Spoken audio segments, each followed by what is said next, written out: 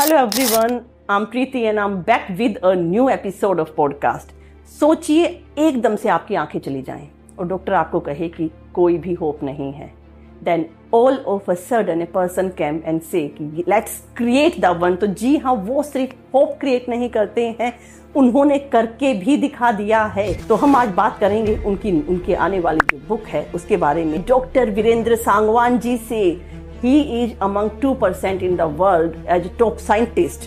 Doctor Sangwan कोई आम award winner नहीं है. वो एक आदमी है जो फेम से दूर भागता है, जो पावर को नो कहता है, लेकिन रात के 3 बजे भी अपने पेशेंट्स का फोन उठाता है. वो हमें याद दिलाते हैं कि बदलाव के लिए शोर की जरूरत नहीं, हिम्मत की जरूरत है. और उन्होंने मेडिकल साइंस में बदलाव लाकर दिखाया. लोगों को देखने के लिए एक नया नजरिया ही नहीं, नई दुनिया भी दी है. हरियाणा के एक छोटे से गांव से बिलोंग करने वाले डॉक्टर वीरेंद्र सांगवान चाहते तो सेफ खेल सकते थे. अच्छे नंबर, सरकारी नौकरी, एक स्टेबल जिंदगी, ये सब उनके हाथ में था. पर उन्होंने चुना द लेस ट्रेवल रोड. उन्होंने चुना वो रास्ता जो कंफर्ट से दूरों दूर तक उनका कोई वास्ता नहीं था. उन्होंने सिस्टम से लड़ना चुना और उन्होंने चुना एक ऐसा इलाज जो आज किताबों में दर्ज हो गया है. तो डॉक्टर वीरेंद्र सांगवान ने अपने जज्बे के दम पर कुछ ऐसा कर दिखाया कि आज उन पर खुद उनके लिए किताब लिखी गई है. तो आज के इस पॉडकास्ट में हम बात कर रहे हैं डॉक्टर वीरेंद्र सांगवान से. तो आज का जो पॉडकास्ट है उसमें कोई आम आदमी हमारे साथ नहीं बैठा या कोई एक आम आंखों का डॉक्टर हमारे साथ नहीं बैठा. The famous and the one and only doctor Virendra Sangwan हमारे साथ. Hello everyone, I'm Preeti and I'm back with a new episode of The Raw and the Real Talk. और आज मेरे साथ हैं doctor Virendra Sangwan. Welcome sir. Thank you. और it's my privilege कि मुझे इनके साथ पॉडकास्ट करने का मौका मिला है. तो सर थोड़ा सा अपने बारे में हल्का सा बताएंगे हमारे जो व्यूअर्स हैं और फिर मैं बताती हूँ. बिल्कुल. Thank you Preeti ji for coming for the podcast. आपका स्वागत हमारे हॉस्पिटल में और हमारे ऑफिस में. मैं वीरेंद्र सिंह सांगवान एक आई स्पेशलिस्ट हूँ. दरियागंज में काम करता हूँ doctor Saurabh charity eye hospital में. कॉर्निया आँख का सबसे आगे वाला हिस्सा है, तो मैं उसमें स्पेशलाइज करता हूँ. हाँ, जैसे सर होता क्या है जनरली हमारे यहाँ पर अगर किसी को कोई कॉर्निया की दिक्कत है तो वो सिर्फ ट्रांसप्लांट ही होता था, और वो भी अगर कोई डोनर मरता है उसका कॉर्निया हम लेते हैं.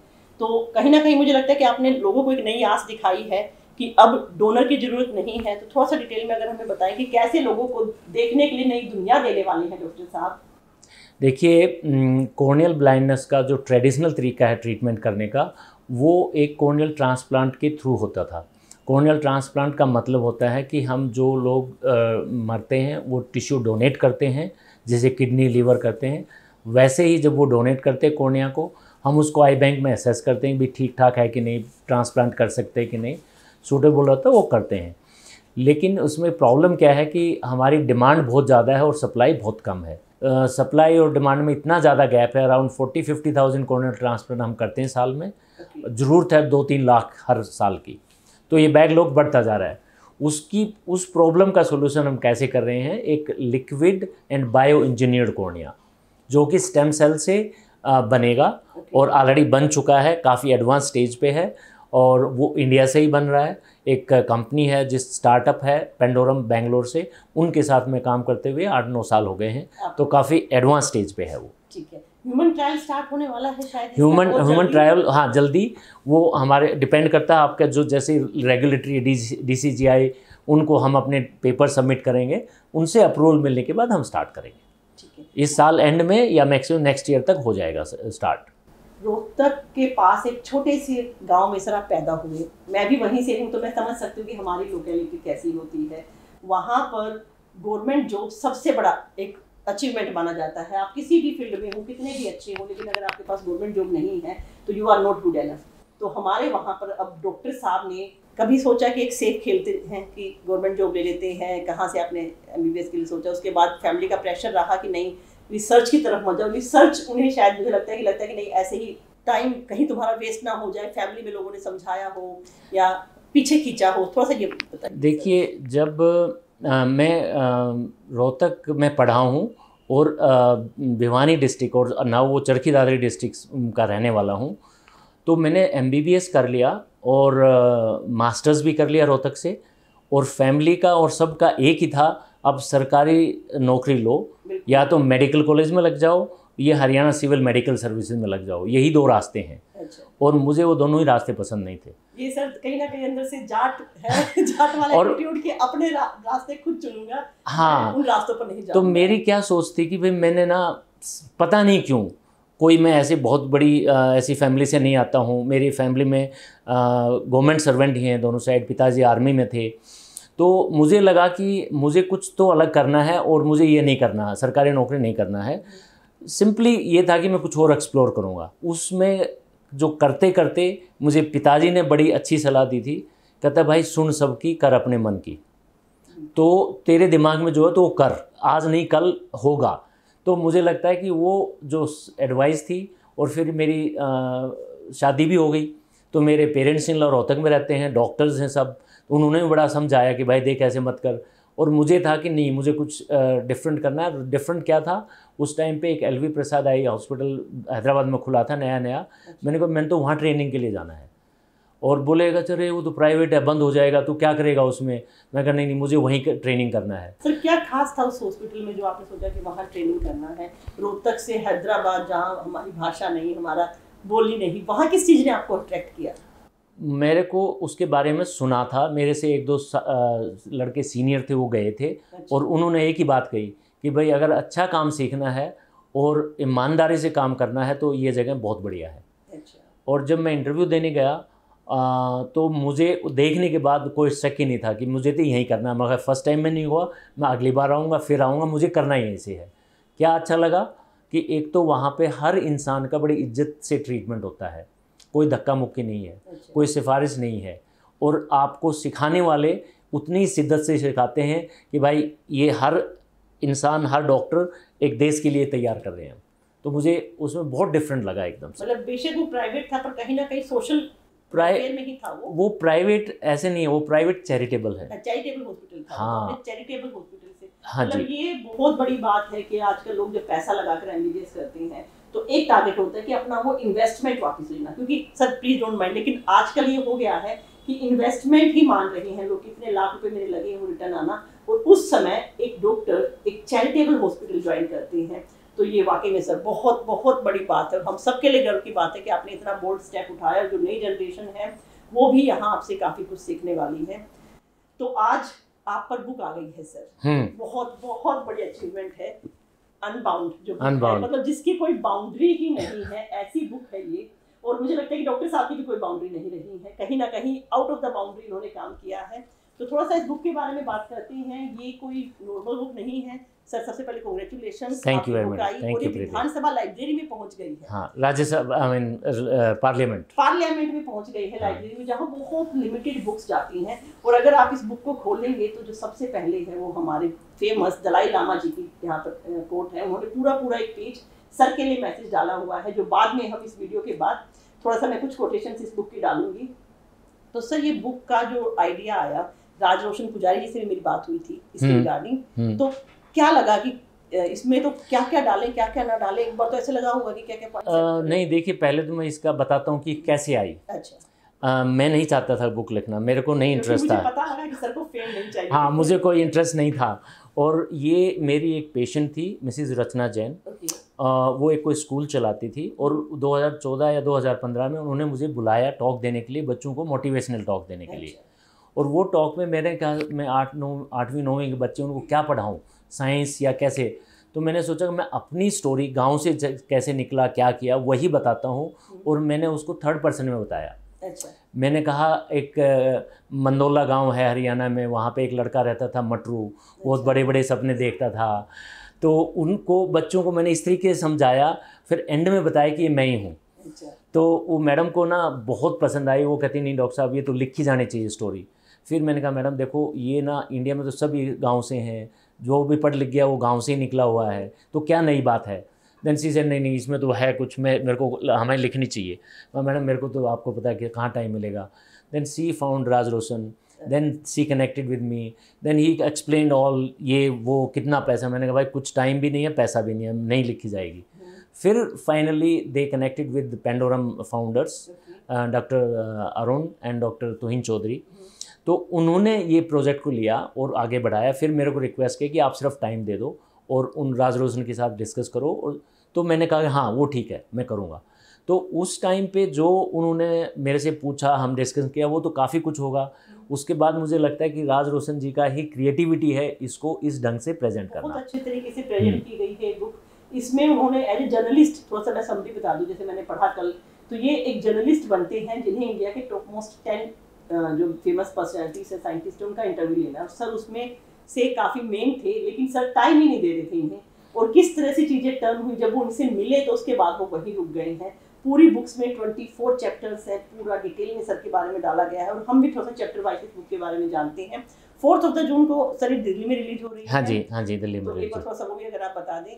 हाँ, 4 जून को इंडिया इंटरनेशनल सेंटर में बुक रिलीज होगी। Shri Raj Babbar ji, ex MP and very famous film personality will be there on the stage, and Mrs Juhi Babbar Soni, she will also be there, and she will also have her newest play doing for us.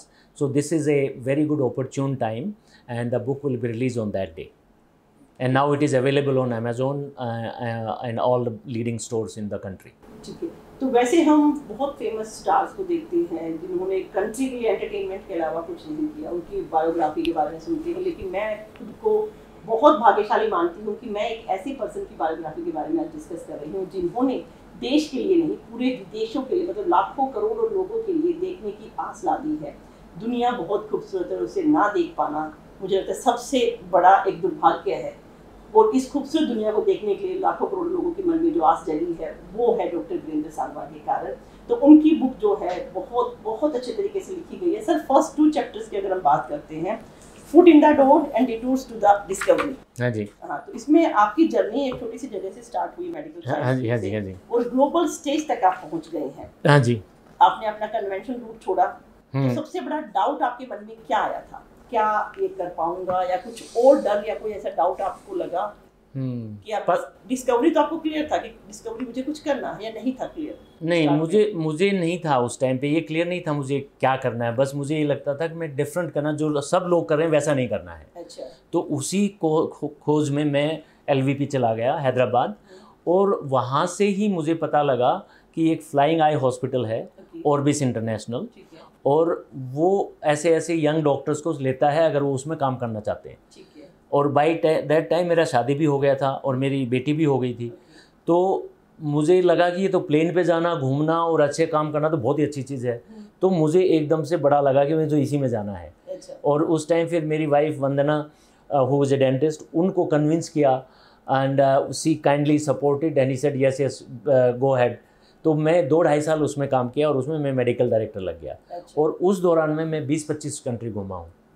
जब deprived लोगों का mainly surgery सिखाना। ऐसे बहुत poor countries में जाते थे at that time, including India में हम आते थे डॉक्टर्स को सर्जरी सिखाने के लिए। ट्रेन करते थे। हाँ जी।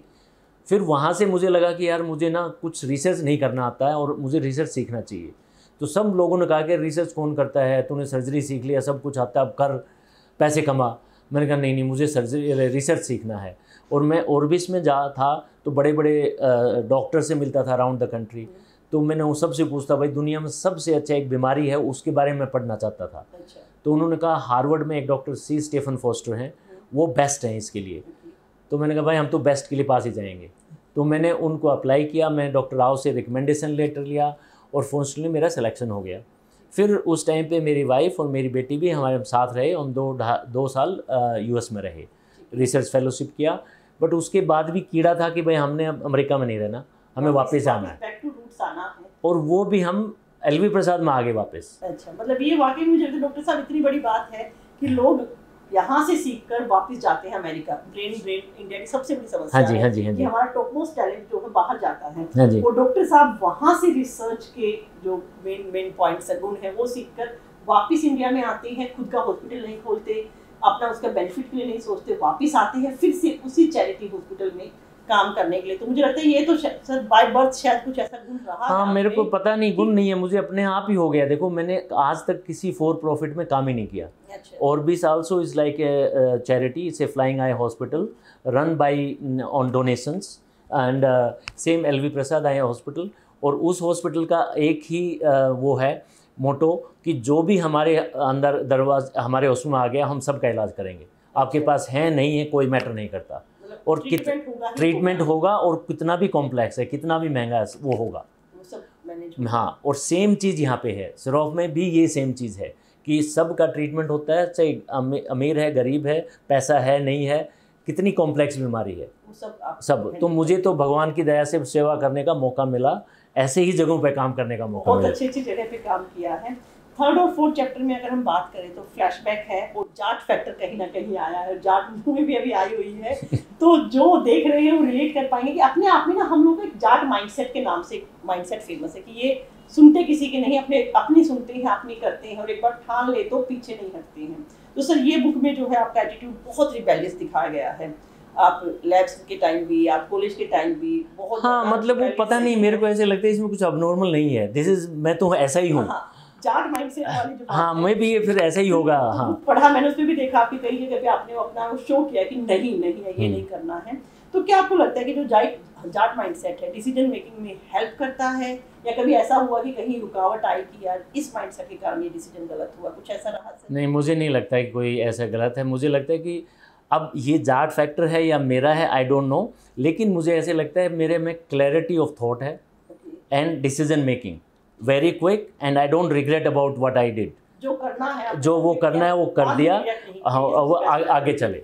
उसी को सही प्रूव करने का भी कहीं ना कहीं मुझे लगता है आपने हौसला रहा है कि जो कदम उठाया उससे एक तो सेटबैक नहीं किया, दूसरा उसको सही प्रूव किया कि मेरा डिसीजन था ये सही होकर ही रहेगा। थोड़ा सा बुक से रिलेटेड अगर आप इस क्वेश्चन को कर दें हमारे कि इस बुक में क्या क्या बताया गया है जाट फैक्टर्स के बारे में? नहीं, उनके बारे में देखिए यही बताया गया है, राज रोशन जी का आइडिया था ये, और उसमें जो पब्लिशर हैं उन्होंने थोड़ा सा ऑब्जेक्शन किया कि भाई ये रिटन में ऐसा कास्टिस्ट हो जाएगा या this is not a good idea. Then he asked me what do you think? I said it's perfectly fine and we should not change.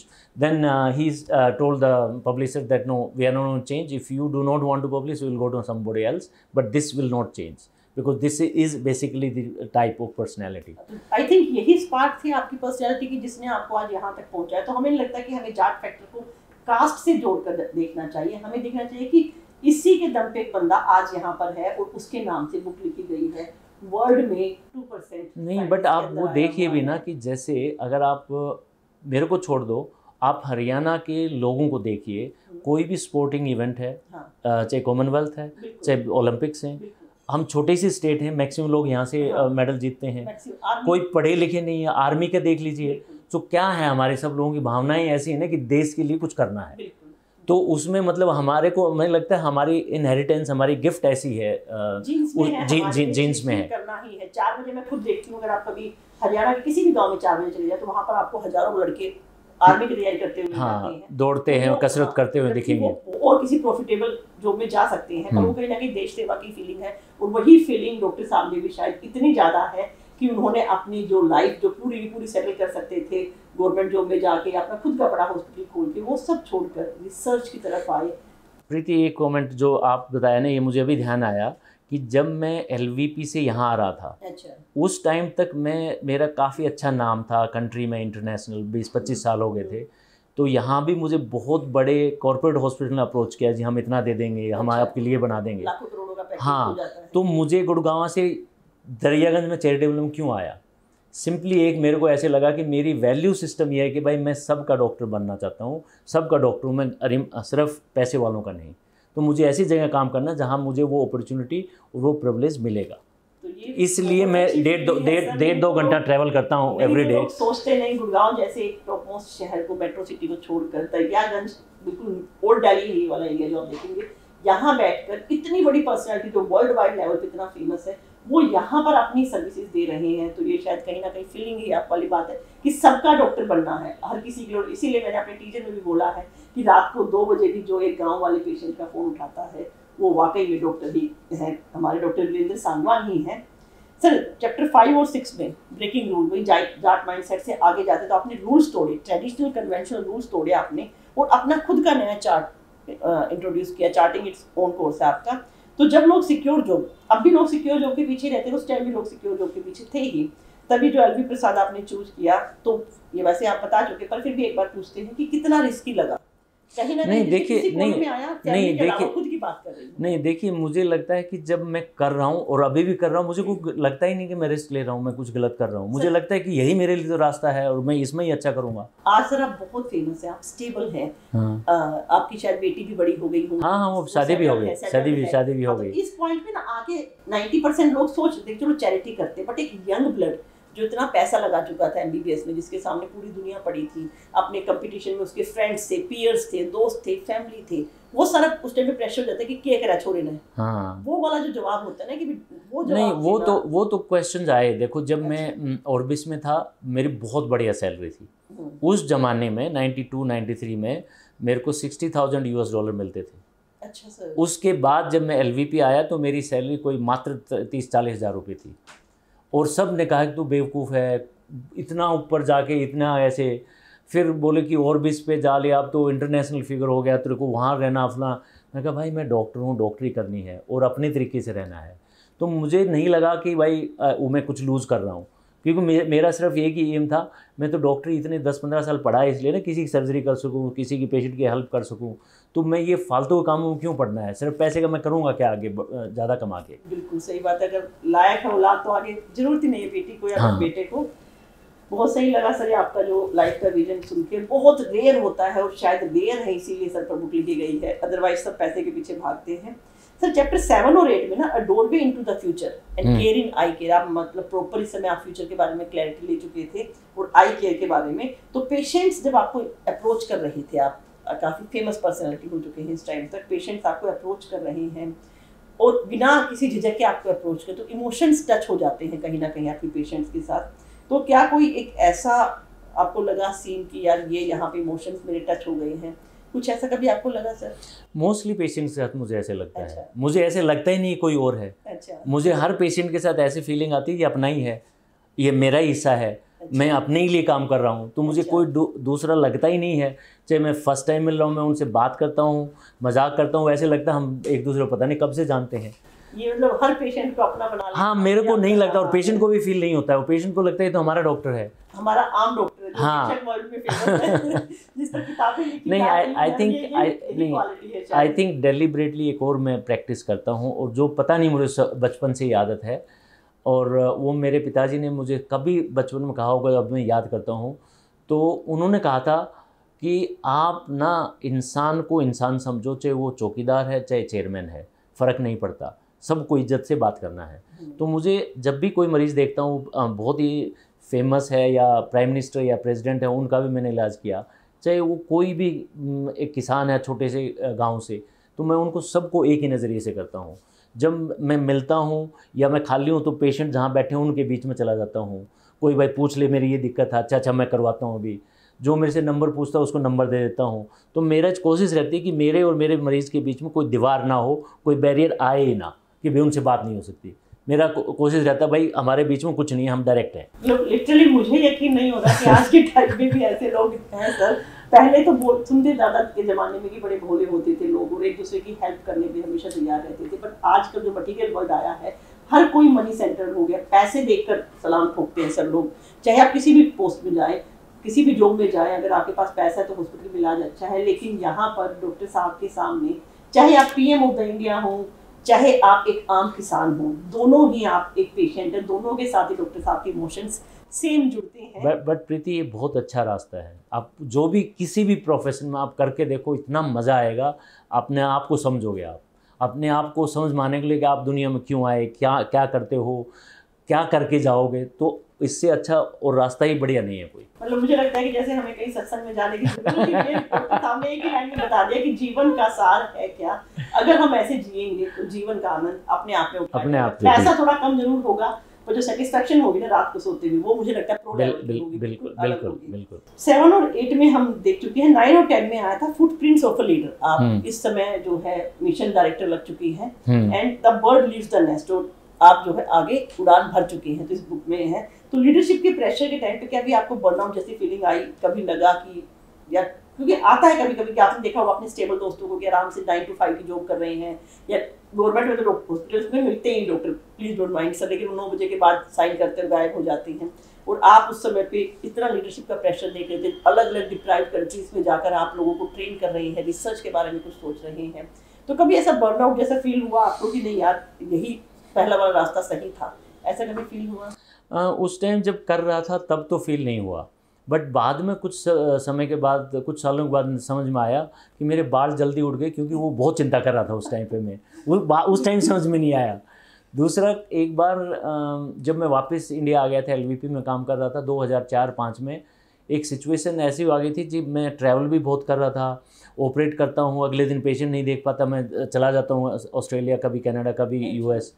तो 2-3 मरीजों ने मेरे को बोला कि डॉक्टर साहब आपसे ऑपरेशन कराया था, अगले दिन भी नहीं मिले, फिर 1 महीने के बाद भी मिले, फिर फ़ायदा क्या हुआ? फिर मेरे को लगा कि यार मतलब जो पर्पज़ है ना वही नहीं कर पाते। फिर मैंने अपने आप को सॉर्ट आउट, भाई ट्रैवल उतना ही करना जो मैं झेल सकता हूँ। हालांकि फिर भी बहुत ज़्यादा हो जाता था, बट मैं जो काम मरीज़ का करना है, मिलना है, वो हमेशा प्रायोरिटी रही। मतलब इतने बड़े लेवल पे ट्रैवलिंग छोड़ दी, रिसर्च भी कहीं ना कहीं फिर हैम्पर हुई होगी सर, कि पेशेंट से मिलने बिना नहीं रह सकता, मेरे पेशेंट मेरी टॉप प्रायोरिटी है। बिल्कुल। मुझे नहीं लगता वाओ सर कि ये फीलिंग मैंने अभी तक अपनी लाइफ में किसी भी डॉक्टर से ये वाले वर्ड नहीं, पेशेंट के लिए मैंने एक और चीज़ रियलाइज़ किया बहुत अर्ली ऑन। मैं 2000 से, जब 99 में एलवीपी आया था, उससे पहले ओकेजनल सोशल ड्रिंकर था। उसके बाद मुझे लगने लग गया कि ये जो ड्रिंकिंग है ना, ये मेरी स्लीप में इंटरफियर करती है और मेरे रिफ्लेक्सेस को भी अफेक्ट करती है। The day I started doing surgery in LVP in India 99, I said I'll not touch alcohol. और आज 26 साल हो गए हैं, मैं टच नहीं करता हूँ। सीरियसली सर, मतलब मैं जितना सुन रही हूँ ना, मुझे उतना लग रहा है कि ऐसा इंसान नहीं, बट वो सिंपल है ना कि देखो भाई, मैंने सर्जरी आपकी करनी है, आप मुझे ट्रस्ट कर रहे हैं 100%, और मैं अपने मज़े के लिए ड्रिंक करूँ, मेरे रिफ्लेक्सेस अच्छे नहीं, उसकी वजह से आपकी आंख में कॉम्प्लिकेशन हो, ये तो मतलब ठीक नहीं है ना। कितना सोचते हैं इस चीज़ के बारे में। कोई शायद 1.1% भी ज़्यादा बता रही, 0.1% लोग हैं जो इस अल्कोहल को इस चीज़ से रेट करते हैं कि मेरे पेशेंट्स इसके कारण सफ़र कर सकते हैं, रिफ्लेक्सेस मेरी कम हो सकते हो, चाहे किसी भी प्रोफेशन में। नहीं, हाँ करते हैं, और प्रोफेशन आधी सी चीज़ें ज़्यादा ये होती है, लोग दिखावे के लिए, पीयर ग्रुप शो के लिए, पीयर सोसाइटल प्रेशर, हाँ कि भाई हाई लॉबी से भी चलता है, जितनी हाई लॉबी है बिल्कुल उतना ये वाला शो चलता है हमारा। लेकिन उसमें ये सोचना कि नहीं, मेरे पेशेंट मेरी फर्स्ट प्रायोरिटी है। मुझे लगता है सब जगह, चाहे वो फैमिली का था, चाहे वो करियर था, चाहे वो अपॉर्चुनिटीज थी, रिसर्च थी, हर जगह मन मस्ती, मौज मस्ती। उस उम्र में जब लोग सोचते हैं मस्ती करनी है, तो ड्रिंक करना सबसे बड़ी मस्ती होती है। वो भी आपने छोड़ा कि मेरे पेशेंट्स मेरी फर्स्ट। और एक और आपने उसी टाइम किया जो मेरी वाइफ ने और हमने मिलके किया, कि जब बिगनिंग में आए थे तो ऐसे होता है ना, आप यंग होते हो, 28-30 साल के, 32 साल के हो, तो आपको कैरियर बनाना है, लोग मिलते हैं तो आप सोचते हो रही इससे भी मिल लो, पता नहीं क्या बन जाएगा, वहाँ से मिल लो। अब बच्चे हम दोनों के छोटे थे, हम दोनों काम करते थे, हम दोनों ने डिसाइड किया भाई हम किसी पार्टी में, कहीं इवनिंग में आउटिंग में नहीं जाएंगे, जितना टाइम 2-3 घंटे मिलते हैं एक दूसरे के साथ, बच्चों के साथ बस। और तो इस चक्कर में कुछ लोग नाराज़ हो जाते थे, IAS IPS लोग, अरे सर आप आते नहीं, मैंने कहा सर टाइम नहीं होता है। तो आफ्टर सम टाइम तो बुलाना ही छोड़ दिया, पता लगे। अब जैसे नहीं है, अब जैसे यहाँ पे भी मैं जब दिल्ली में आया हूँ, यहाँ पे लोगों का, खासकर डॉक्टर्स का क्या होता है, वीकेंड में इवनिंग में पार्टी या मीटिंग्स रखते हैं, जिसमें नॉन वेज ड्रिंक्स वगैरह होते हैं। मेरा फर्स्ट डे आते ही बोलो मैं इवनिंग में मीटिंग में नहीं जाऊँगा, तो मुझे कोई नहीं बुलाता है। अभी फिक्स हो गया। मैंने कहा भाई, मैंने कहा पढ़ाने की बात है, दिन में करेंगे, मैं रात को या शाम को नहीं आऊँगा।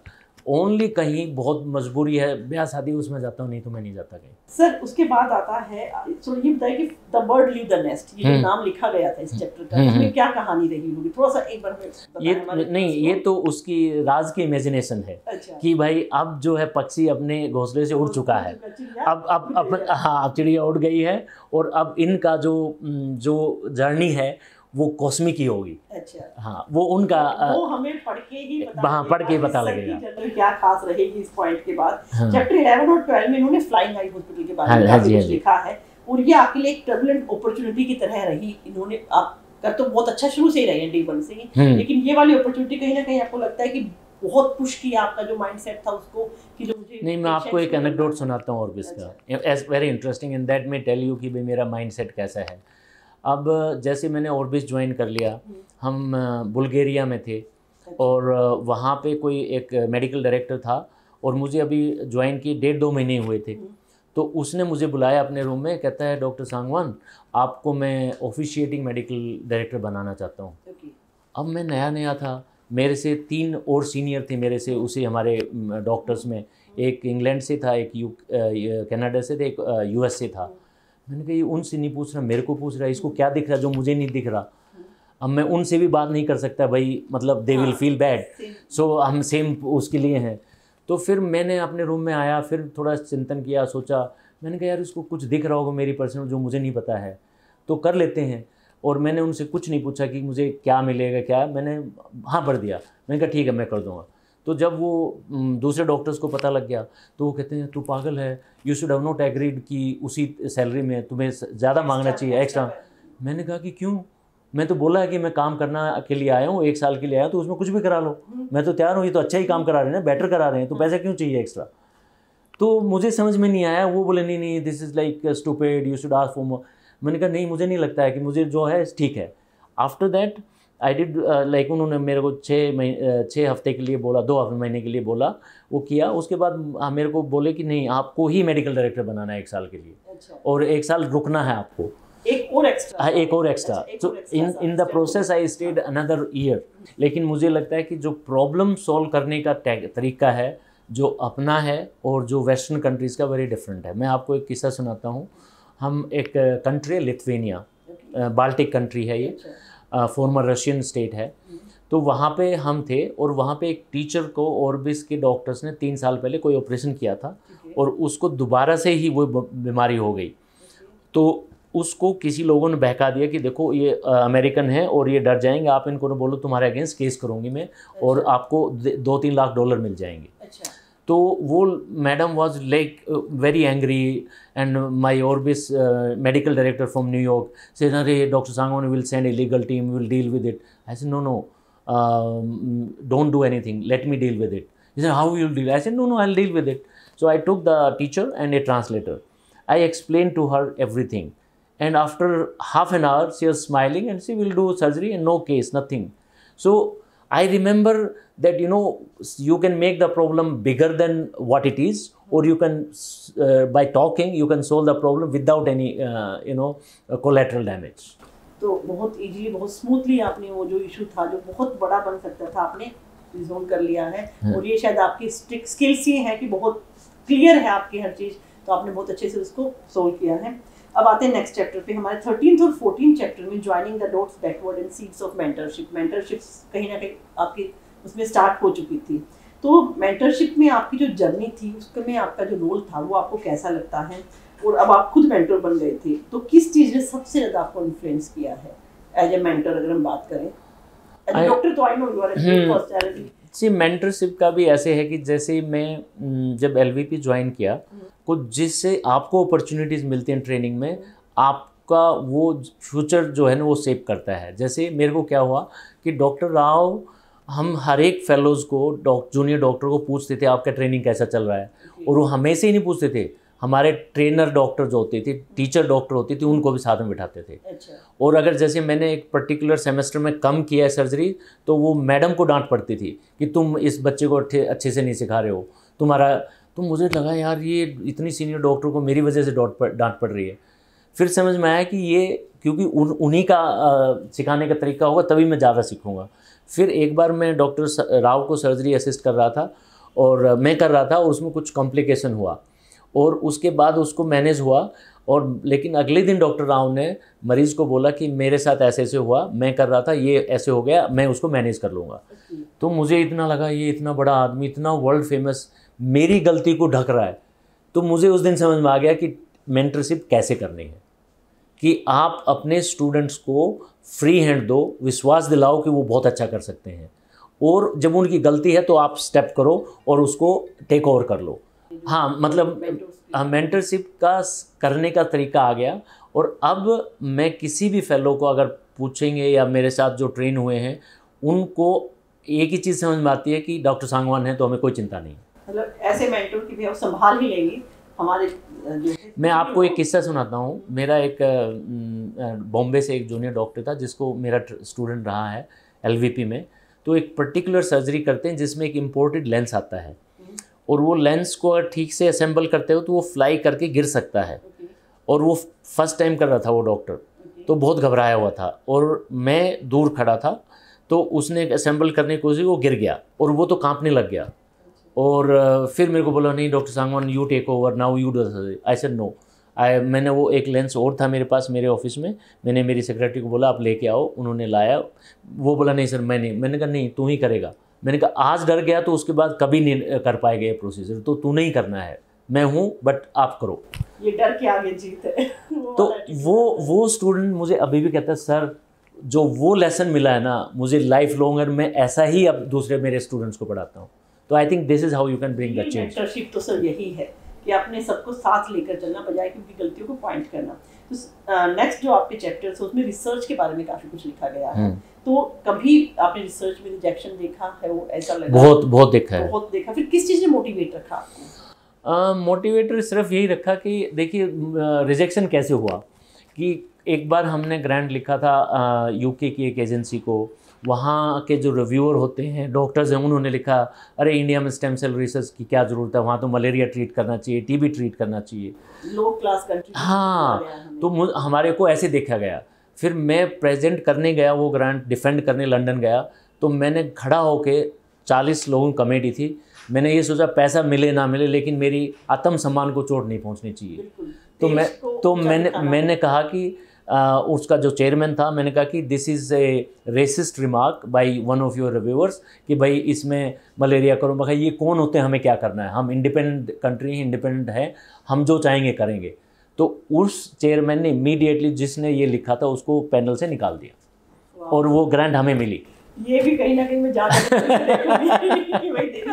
कुछ भी कहीं भी किसी भी प्लेटफॉर्म पे आप खड़े हो बिना इस डर के कि मैंने इतने साल मेहनत की, रिजेक्शन हो सकता है, पर जो बात कहनी थी वो कहकर आए कि मेरा कंट्री है, आज गरीब है पर इंडिपेंडेंट तो है, अपने दम पे हम लोग लेंगे। आज हमने कर भी दिखाया। वो सिर्फ और सिर्फ डॉक्टर वीरेंद्र सांगवान के कारण की जो स्टेम सेल्स है वो आज हमारे यहाँ पर रिसर्च चल रही है। सर नेक्स्ट में आपने जो ईस्ट वेस्ट में काफ़ी डिवाइड डाला गया है बुक के अंदर कि ईस्ट और वेस्ट हमेशा रहता है, चाहे कपड़े का हो चाहे कल्चर का हो। तो आपको इसमें वहाँ की और यहाँ की मेडिकल साइंस का जो है उसमें क्या डिफरेंस दिखता है कि जो हमारी मेडिकल साइंस है वहाँ की? देखो अपने यहाँ पे मेडिकल साइंस में क्या है कि यहाँ पे बहुत प्रैक्टिकल और स्किल्ड डॉक्टर्स हैं और सर्जन्स हैं।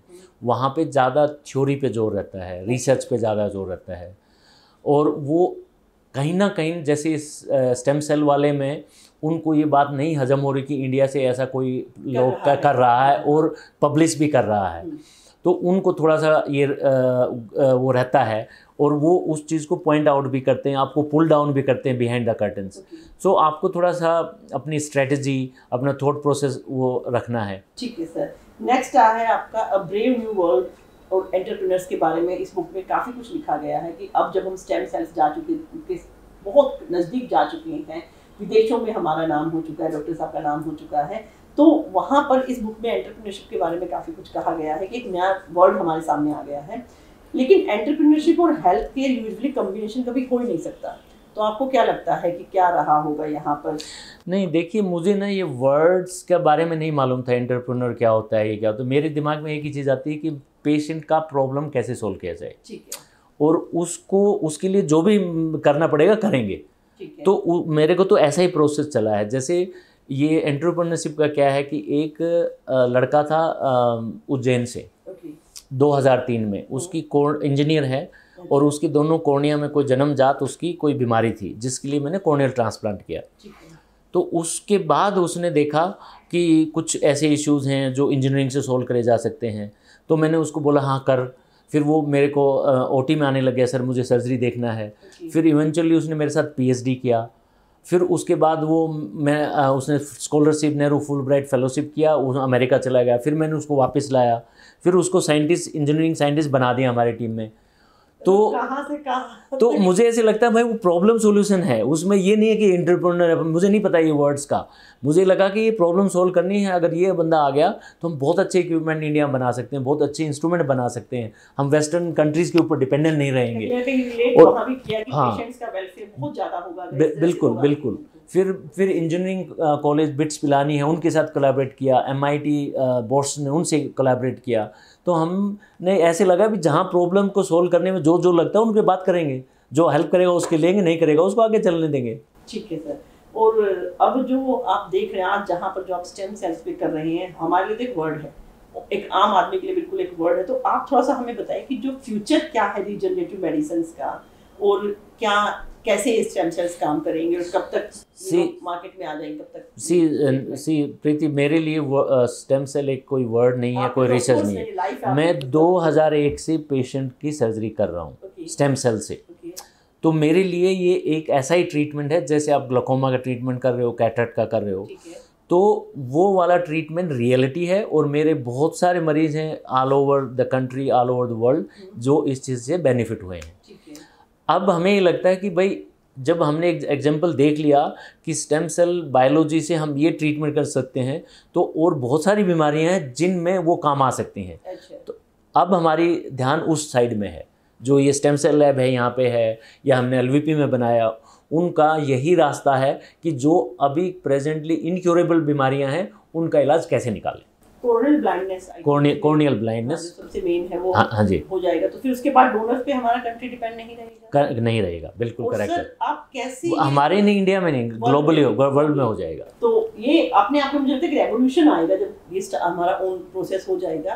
तो कैसे आप ये इंश्योर करेंगे कि ये जो ट्रीटमेंट है आम आदमी तक पहुंचे और उसकी पैकेज या कॉस्टिंग जो है वो बहुत ज़्यादा ना हो, क्योंकि आपने बहुत टाइम लगाया है इसकी डिस्कवरी में, रिसर्च की है, और कभी भी मनी माइंडेड तो आप रहे ही नहीं। पर जब ये मार्केट में जाएगा, आप लॉन्च करेंगे, तब आप कैसे इंश्योर करना चाहेंगे इस चीज़? देखिए वो मेरे हाथ में नहीं रहेगा ज़्यादा लार्जली, क्योंकि मैं उस कंपनी में स्टेक होल्डर नहीं हूँ, और मैं सिर्फ गाइड करता हूँ, उनका मेंटर हूँ। बट वो लड़कों का सोच यही है जो CEO है कि हम इंडिया के लिए कुछ स्पेशल ऐसा करें कि कोई भी जिसको ज़रूरत है उसको मिले। अब ये उनका प्रॉमिस है, कितना रियलाइज होगा वो आगे आने चल के ही पता चलेगा। तो ये मतलब बस बहुत जल्दी होने वाला है। और सर ने मुझे लगता है कि अपनी पूरी ही लाइफ पेशेंट्स के लिए, जब से सर डॉक्टर बने उसके बाद पेशेंट्स को दी है।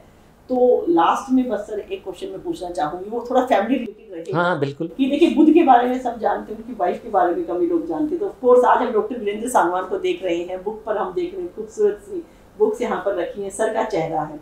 तो बिहाइंड द सीन अगर हम बात करें, मैम की बात करें, कि आप तो बाहर ट्रैवल करते रहे होंगे, रिसर्च में इतना टाइम दिया, और अगर हर एक पेशेंट को आप इतना अच्छे से ट्रीट कर रहे हैं, तो कहीं ना कहीं पीछे से एक बैक सपोर्ट रहा होगा कि मैं हूँ, आप देखो। तो वो थोड़ा सा वो देखिए, वो तो देखो हम सब के बिफोर मैरिज पेरेंट्स रहते हैं और उनकी सपोर्ट अनकंडीशनल रहती है। मेरे केस में भी वैसे ही था।